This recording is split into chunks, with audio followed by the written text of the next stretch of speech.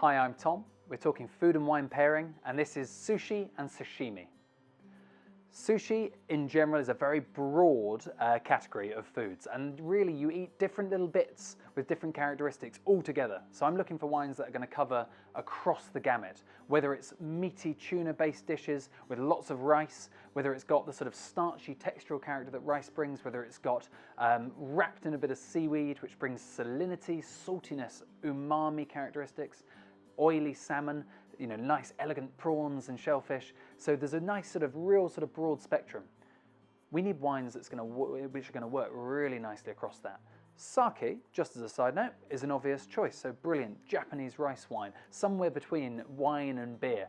We're not going to talk about that today, but that could be quite a fun choice.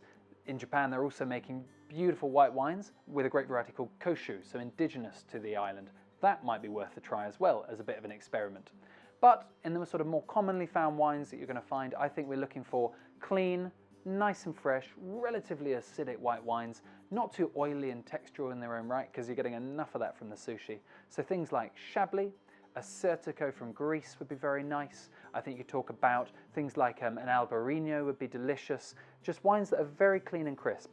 My top choice would be Grüne Veltliner from Austria. That would be fun. It's got this nice little white pepper spice and this little flowery character that would suit very nicely. And I think you can have those wines with the various diverse mixed flavours going on.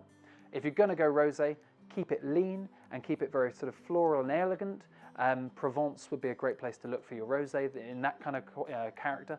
And then if you have to go red, I would say go very fruity, incredibly low tannin, so you're thinking things like Beaujolais, Frappato from Sicily. You could even think about some very sort of light Pinot Noirs, perhaps something grown in the UK. That might be an ideal choice.